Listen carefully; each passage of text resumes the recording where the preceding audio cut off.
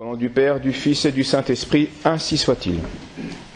Tu ne prononceras pas le nom de Dieu en vain, car le Seigneur ne laissera pas impuni celui qui aura prononcé le nom de Dieu inutilement. Car le Seigneur ne laissera pas impuni celui qui aura prononcé le nom de Dieu inutilement. Vous avez bien sûr reconnu le deuxième commandement de Dieu. Après donc nous avoir prescrit l'humble adoration de sa souveraine majesté dans le premier commandement, Dieu nous prescrit ici la fidèle confession de sa souveraine vérité. Le respect de son nom qui est vérité, et donc de tout ce qui découle de cette vérité qui est Dieu.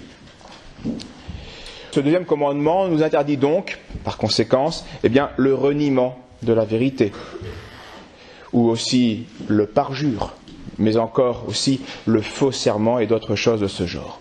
C'est en effet prononcer le nom de Dieu en vain quand on ne parle pas selon la vérité. Et qu'en le prenant à témoin, on le fait complice de son mensonge. C'est un péché assez grave, évidemment. C'est encore prononcer le nom de Dieu en vain quand on ne s'engage pas dans la vie à la bonté, ou quand on quitte la justice de nos actions, ou quand on s'engage devant Dieu à des choses qui sont contraires à sa volonté et à notre salut. Tout cela, c'est mal user du nom de Dieu. Ce n'est pas respecter la vérité divine. Il ne faut donc pas jurer sans jugement, c'est-à-dire sans discernement de la vérité et de la justice, du serment et de sa nécessité ou de son utilité. Toutes ces choses-là sont importantes pour qu'on ne fasse pas ce péché de prononcer le nom de Dieu en vain. Alors suivons en cela, c'est tout simplement l'enseignement clair de notre Seigneur qui disait « Moi je vous dis de ne faire aucune sorte de serment. Ne prenez pas Dieu à témoin, voilà ce qu'il nous dit, de votre propre chef. Ni par le ciel, ni par la terre, ni par Jérusalem, ni par votre tête.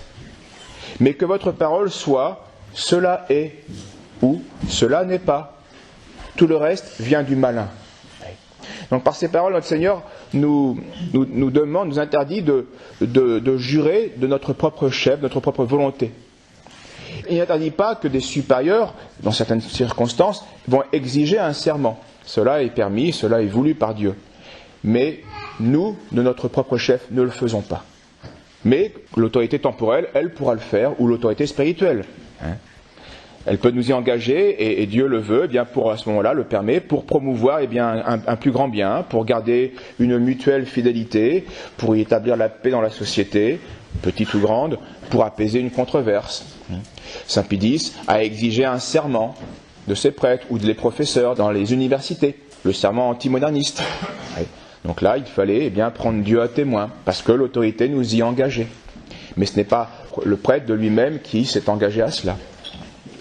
Il y avait aussi dans la société chrétienne tous ces serments de fidélité pour justement la paix et la concorde entre le baron et son seigneur, ou entre les soldats et leur chef, leur capitaine.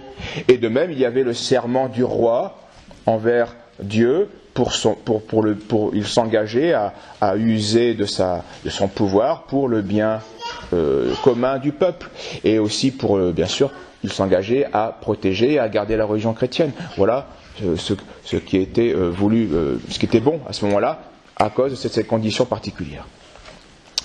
Le serment, donc vrai et juste, à ce moment-là, devient utile. Il produit la confiance dans l'intelligence, il produit aussi l'amour dans la volonté, et enfin la paix dans l'agir, donc la paix dans la société.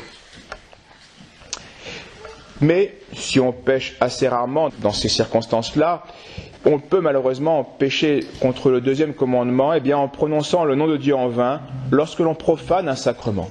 Cela est malheureusement peut-être plus fréquent encore que le premier point. Soit parce qu'on ne s'y dispose pas convenablement. On reçoit une chose sacrée au nom de Dieu, mais on n'y est pas. On souille cette chose sacrée. On la profane. Ou alors, soit parce qu'on ne garde pas la grâce qui avait été reçue dans ce sacrement, cette chose sacrée. Saint Bonaventure dit dans ses prédications « Entends-tu, toi qui es marqué du nom chrétien, le caractère sacramentel t'est dès lors imprimé par la vertu du nom de Dieu. Mais quand tu pèches ensuite, tu annules la vertu du sacrement. Et à propos de tels chrétiens, l'apôtre dit à Tite, ils font profession de connaître Dieu, mais ils le renient par leurs actes. Et c'est ainsi que tu foules aux pieds le Fils de Dieu. Et tiens pour profane le sang de l'alliance, toi qui as été lavé dans le sang du Christ. Pensons-y à chaque action sacrée, surtout les plus fréquentes, où malheureusement la nature humaine étant ce qu'elle est, eh bien on peut s'y habituer. Et on peut ne plus avoir une conscience aiguë de l'action sacrée que nous réalisons. Extraordinaire donc. Et c'est ce que disait saint Augustin à notre propos. À propos des miracles qui sont peu habituels, eh bien oui, on voit un mort ressuscité, on voit une tempête s'apaiser, ce sont des choses qui impressionnent les hommes, ces miracles-là. Et pourtant, dit-il, mais des choses extraordinaires faites par la Providence, on en voit tous les jours. Un fruit, une pomme, etc. La naissance d'un enfant, c'est extraordinaire. Parce que ces choses-là sont quotidiennes, on ne voit plus le côté infiniment bon et sage de la Providence dans les dons de Dieu. Et le défaut, eh bien, existe pour les sacrements. On est lavé par le sang de Dieu, on est nourri par la chair de Dieu, etc.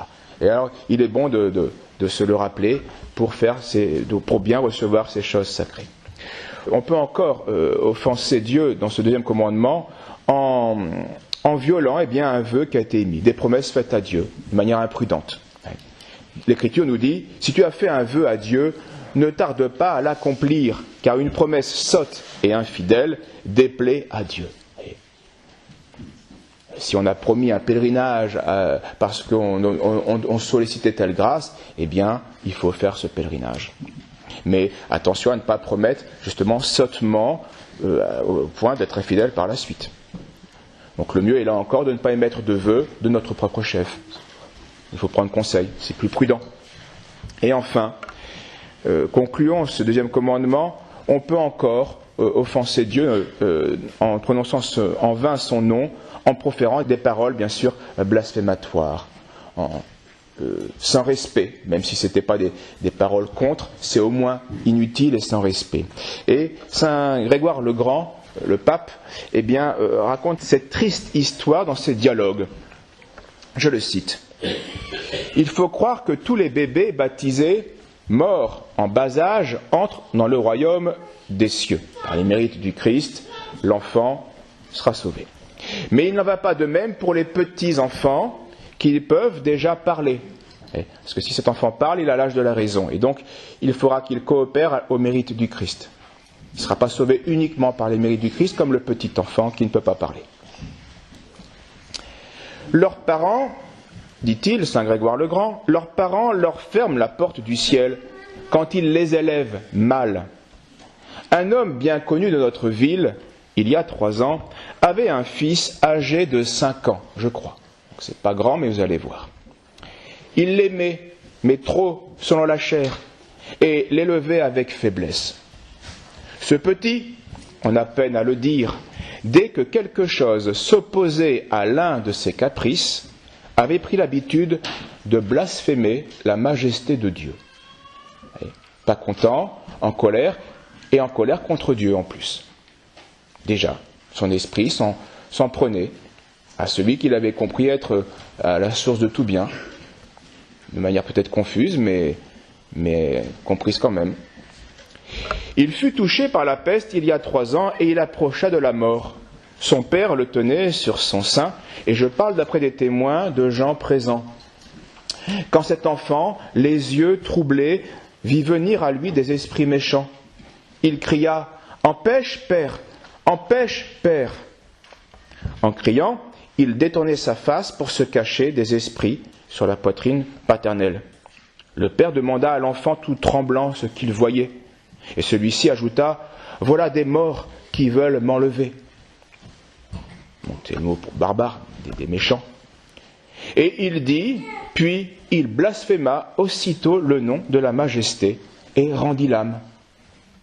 Dieu Tout-Puissant voulait montrer par quelle faute il avait été livré à ses bourreaux. Son père n'avait pas voulu le corriger de son vice pendant sa vie, et Dieu permit que l'enfant tombât du blasphème réitéré dans la mort. La patience de Dieu l'avait laissé vivre un certain temps, ce blasphémateur. Et finalement, par un jugement de Dieu, il blasphéma et mourut. Ainsi, son père connaîtrait sa faute. En négligeant l'âme de son petit garçon, il avait élevé un grand pécheur pour les feux de la géhenne. Alors bien sûr, après il continue sur d'autres aspects moins tristes, mais pensons-y. Un enfant, c'est quoi? L'homme se trompe toujours avec les apparences. Oui, l'apparence d'un enfant, c'est pas grand-chose. Mais un enfant, c'est un esprit. Et un esprit, c'est le combat angélique. C'est qui est comme Dieu, ou c'est non serviam, je ne servirai pas. Et un enfant peut blasphémer. Un enfant de 5 ans peut en effet mériter la géhenne éternelle, peut se rebeller parce qu'un esprit peut ne pas vouloir servir son Créateur. Alors que ces choses tristes nous aident à recomprendre la sainteté de notre vocation. Nous sommes appelés à la sainteté. Et aussi l'exigence de notre vocation, et aussi la bonté d'un Rédempteur, mais aussi la justice insondable de Dieu. Toutes ces choses-là existent. Nous, cherchons à travailler avec Dieu, et l'on fera à ce moment-là dans la paix et avec joie. Au nom du Père, du Fils et du Saint-Esprit, ainsi soit-il.